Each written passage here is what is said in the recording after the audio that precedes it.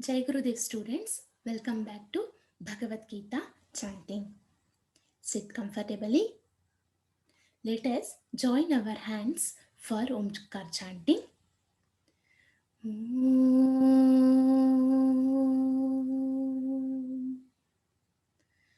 Om.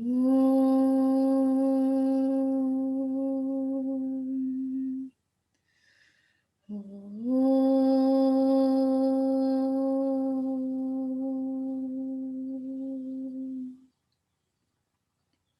Yes. Shloka number 21. Observe my pronunciation carefully. Then you have to repeat after me. Yadyadacharati shreshtaha. Repeat, children.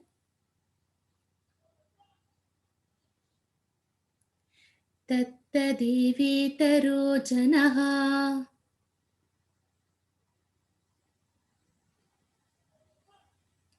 Yadyadacharati shreshtaha. तत्तदेवेतरो जनः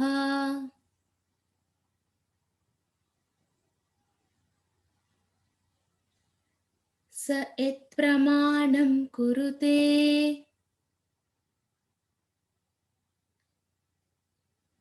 लोकः तदनुवर्तते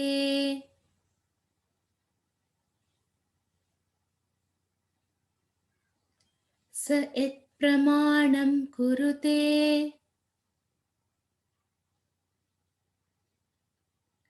लोकः तदनुवर्तते. Yes, once again, same shloka, shloka number 21. यद्यदाचरति श्रेष्ठः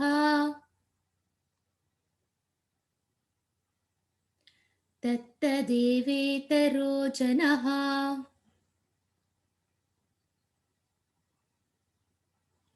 स यत्प्रमाणं कुरुते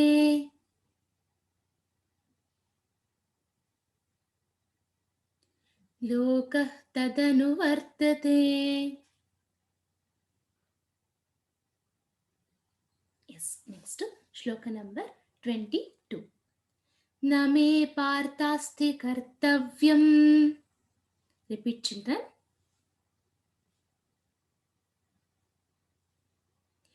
त्रिषु लोकेषु किञ्चन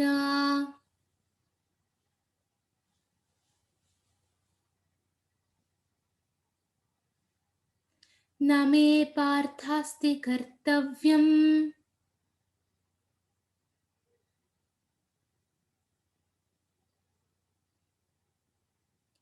त्रिषु लोकेषु किञ्चन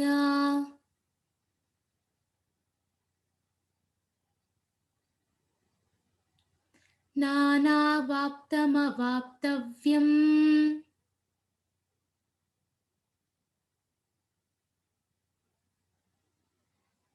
वर्त एव च कर्मणि.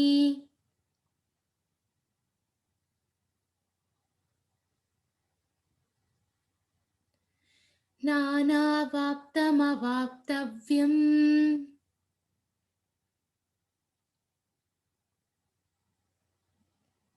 वर्त एव च कर्मणि.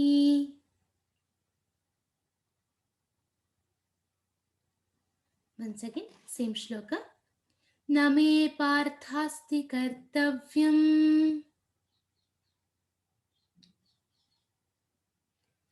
त्रिषु लोकेषु किञ्चन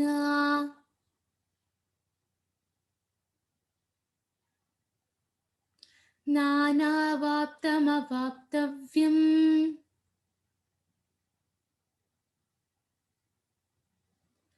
वर्त एव च कर्मणि. Next to shloka number 23. यदि ह्यहं न वर्तेयम्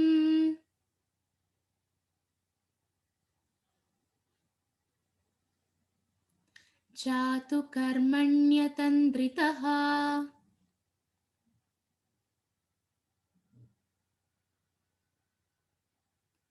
यदि ह्यहं न वर्तेयम्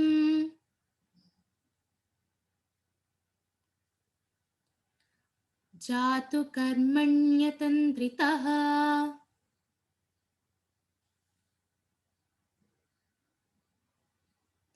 मम वर्त्मानुवर्तन्ते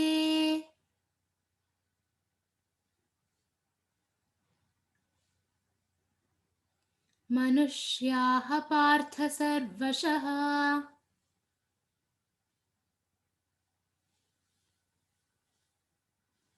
मम वर्त्मानुवर्तन्ते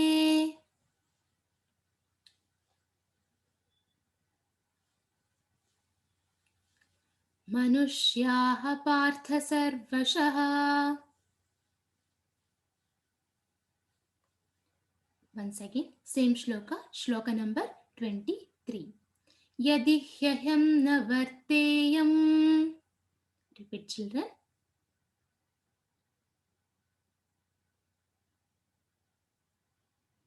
Jatu karmanyatandritaha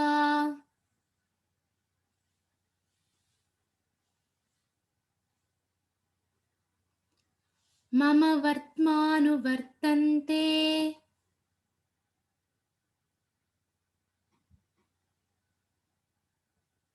मनुष्याः पार्थ सर्वशः.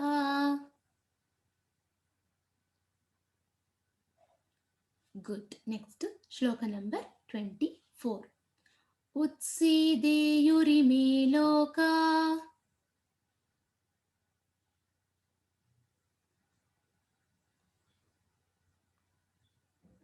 न कुर्यां कर्म चेदहम्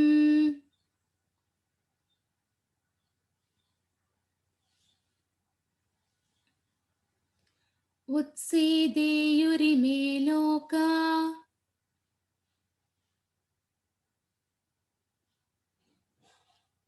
न कुर्यां कर्म चेदहम्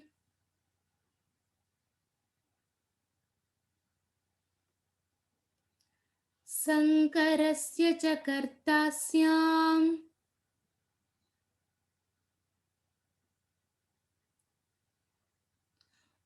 उपहन्यामि माः प्रजाः.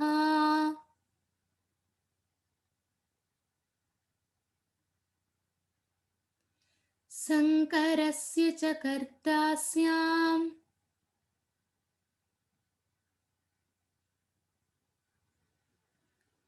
उपहन्यामि माः प्रजाः.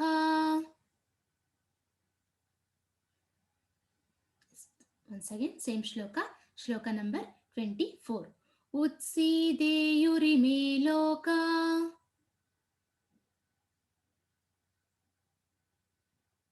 न कुर्यां कर्म चेदहम्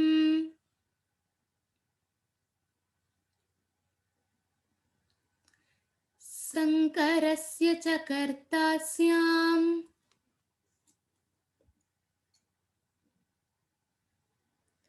उपहन्यामि माः प्रजाः. As we practice 4 shlokas, keep on practice. Jai Gurudev students.